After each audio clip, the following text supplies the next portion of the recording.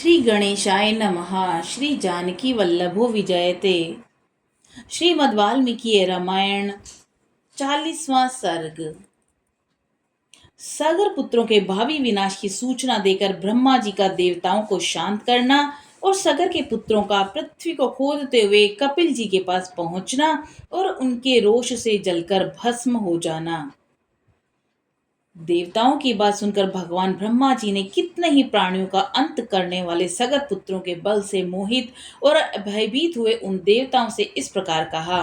देवगण, यह सारी पृथ्वी जिन भगवान वासुदेव की वस्तु है तथा जिन भगवान लक्ष्मीपति की यह रानी है, वे ही सर्वशक्तिमान भगवान श्री हरि कपिल मुनि का रूप धारण करके निरंतर इस पृथ्वी को धारण करते हैं।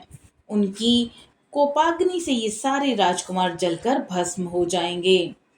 पृथ्वी का यह भेदन सनातन है और प्रत्येक कल्प में अवश्यंभावी है।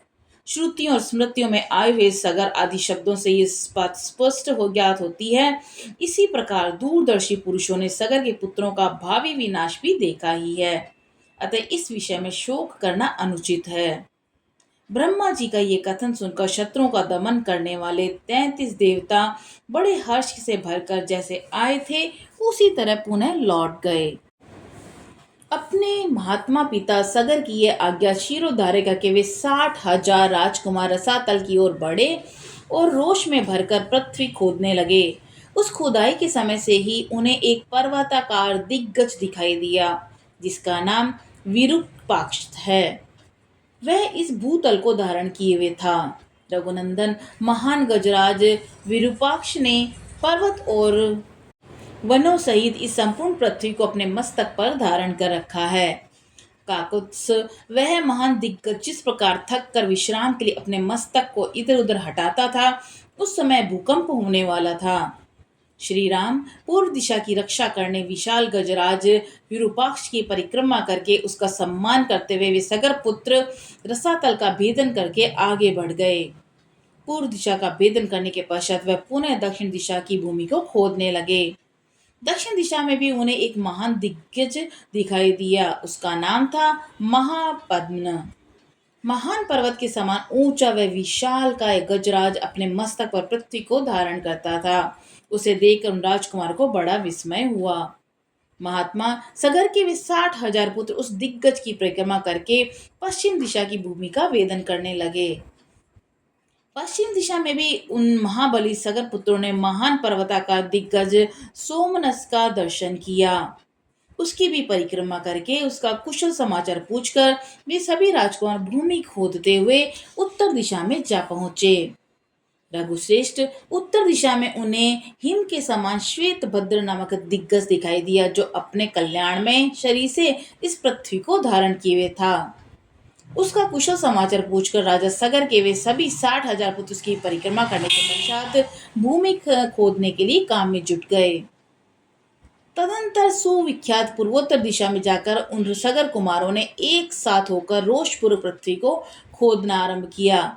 इस प्रकार उन सभी महामना महाबली भयानक वेगशाली राजकुमारों ने वहां सनातन वासुदेव स्वरूप भगवान कपिल को देखा। राजा सगर के यज्ञ का वह घोड़ा भी भगवान कपिल के पास ही चल रहा था।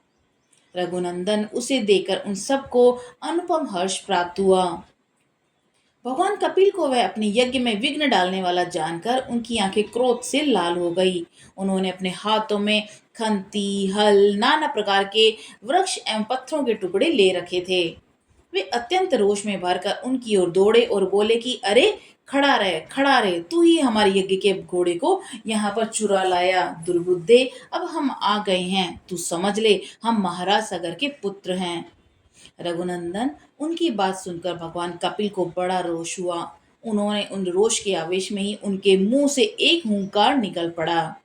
श्री राम उस हुंकार के साथ ही उन अनंत प्रभावशाली महात्मा कपिल ने उन सभी सगर पुत्रों को जलाकर राख का ढेर कर दिया। इस प्रकार श्री वाल्मीकि निर्मित आश्रमण आदि काव्य के बाल कांड में 40वां सर्ग पूरा हुआ। 41वां सर्ग। सगर की आज्ञा से अंशुमान का रसातल में जाकर घोड़े को लेके आना और अपने चाचाओं के निधन का समाचार सुनाना। रघुनंदन, पुत्रों को गए बहुत दिन हो गए। ऐसा जानकर राजा सगर ने अपने पुत्र अंशुमान से, जो अपने तेज से दीप्यमान हो रहा था, इस प्रकार कहा। वत्स, तुम शूर वीर विद्वान और अपने पूर्वजों के तुल्य यशस्वी हो। तुम भी अपने चाचाओं के पथ का अनुसरण करो और इस चोर का पता लगाओ जिसने मेरी यज्ञ संबंधी अश्व का अपहरण कर लिया है। देखो, पृथ्वी के भीतर बड़े बड़े बलवान जीव रहते हैं, अतः उनसे टक्कर लेने के लिए तुम तलवार और धनुष भी लेते जाओ। जो वंदनीय पुरुष हों उन्हें प्रणाम करना, और जो तुम्हारे मार्ग में विघ्न डालने वाले हों उन्हें मार डालना। ऐसा कहते हुए सफल मनोरथ होकर लौटो और मेरे इस यज्ञ को पूर्ण कराओ। महात्मा सागर के ऐसा कहने पर शीघ्रता पूर्वक पराक्रम कर दिखाने वाला वीरवर अंशुमन धनुष और तलवार को लेकर चल दिया। नरश्रेष्ठ, उसके महामनस्वी चाचाओं के ने पृथ्वी के भीतर जो मार्ग बना दिया था, उसी पर ही वह राजा सगर से प्रेरित होकर गया। वहां उस महातेजस्वी वीर ने एक दिग्गज को देखा, जिसकी देवता दानव राक्षस पिशाच पक्षी नाग सभी पूजा कर रहे थे। उसकी परिक्रमा करके कुशल मंगल पूछकर अंशुमान ने उस दिग्गज से अपने चाचाओं का समाचार तथा अश्व चुराने वाले का पता पूछा। उसका प्रश्न सुनकर परम बुद्धिमान दिग्गज ने इस प्रकार उत्तर दिया। असमंज कुमार, तुम अपना कार्य सिद्ध करके घोड़े से शीघ्र लौट जाओगे। वाक्य के मर्म को समझने वाले और बोलने में कुशल उन समस्त दिग्गजों ने अंशुमान का सत्कार किया और वह शुभकामना प्रकट की कि तुम घोड़े सहित लौट आओगे। उनका यह आशीर्वाद सुनकर अंशुमान शीघ्रता पूर्वक पैर बढ़ाता हुआ उस स्थान पर जा पहुंचा जहां उसके चाचा सगर पुत्र राख के ढेर में पड़ के रूप में पड़े हुए थे। उनके वध से असमंज पुत्र अंशुमान को बड़ा दुख हुआ। वह शोक के वशीभूत हो अत्यंत आर्त भाव से फूट फूट के रोने लगा। दुख शोक में डूबे हुए पुरुष सिंह अंशुमान ने अपने यज्ञ संबंधी अश्व को भी वहीं पास में चरते देखा। महातेजस्वी अंशुमान ने राजकुमारों को जलांजलि देने के लिए जल की इच्छा की, किंतु वहां भी कोई जलाशय नहीं दिखाई दिया। श्री राम, तब उसने दूर तक की वस्तुओं को देखने में समर्थ अपनी दृष्टि को फैला के देखा। उस समय उसे वायु के समान वेगशाली पक्षी राज गरुड़ दिखाई दिए, जो उसके चाचाओं सगर पुत्रों के मामा थे। महाबली विनता नंदन गरुड़ ने अंशुमान से कहा, पुरुष सिंह, शोक न करो। इन राजकुमारों का वध संपूर्ण जगत के मंगल के लिए हुआ है।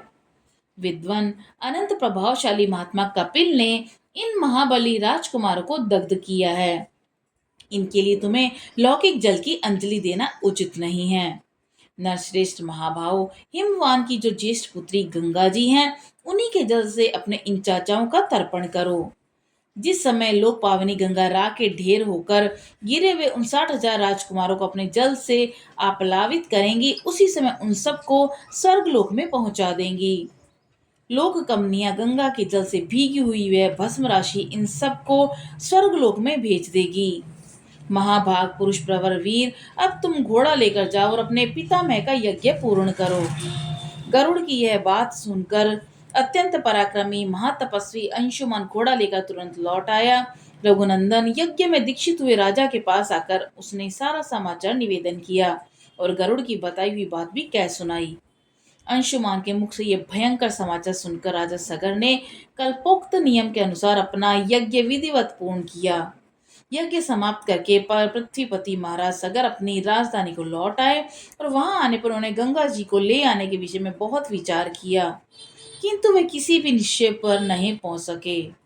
दीर्घ काल तक के विचार करने पर भी उन्हें कोई निश्चय उपाय नहीं सूझा और 30,000 वर्षों तक राज्य करके वे स्वर्ग लोक को चले गए। इस प्रकार श्री वाल्मीकि निर्मित आर्ष रामायण आदि काव्य के बाल कांड में 41वां सर्ग पूरा हुआ। बोलो सियावर रामचंद्र जी की जय, पवन सुत हनुमान जी की जय।